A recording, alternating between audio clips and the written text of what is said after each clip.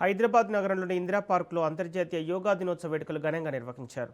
ఉదయం నుంచే పెద్ద సంఖ్యలో ప్రజలు, యోగా సాధకులు కార్యక్రమంలో పాల్గొన్నారు.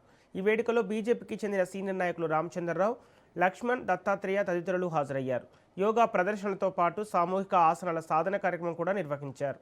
ఈ సందర్భంగా నేతలు మాట్లాడుతూ భారతీయ సంస్కృతికి చెందిన యోగాకు ప్రపంచవ్యాప్తంగా గుర్తింపు తీసుకొచ్చిన ప్రధానమంత్రి నరేంద్ర మోదీకి కృతజ్ఞతలు తెలిపారు. యోగా ద్వారా మానసిక ప్రశాంతతతో పాటు శారీరక ఆరోగ్యం కూడా మెరుగుపడుతుందని వారు పేర్కొన్నారు.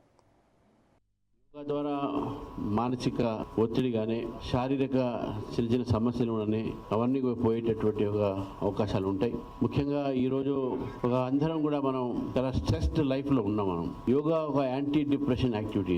ఇది యోగా చేసిన వారికి చాలా వరకు డిప్రెషన్ తక్కువ ఉంటాయి. కాబట్టి ముఖ్యంగా యువకులు, విద్యార్థులు యోగా అభ్యాసాలు చేస్తే తప్పకుండా వారి ఒక జీవితంలో మార్పు ఉంటుంది. వాళ్ళు సంతోషంగా, సుఖంగా ఉండేటటువంటి అవకాశాలు ఉంటాయి. మనం చూస్తా ఉన్నాం ఈరోజు స్కూల్స్లో, కాలేజెస్లో, అదేవిధంగా మన ఒక నిత్య జీవితంలో మనం ఒత్తిడికి గురై అనేక టాబ్లెట్స్ అవి వాడికి వాడుతూ ఉన్నాం. వాటన్నిటికన్నా ఈ యోగా అనేది బెస్ట్ మెడిసిన్ అనేది గుర్తించుకోవాలి.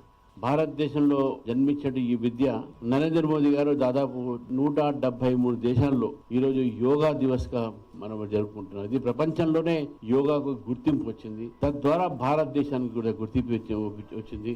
యోగా ద్వారా మానసిక ఒత్తిడి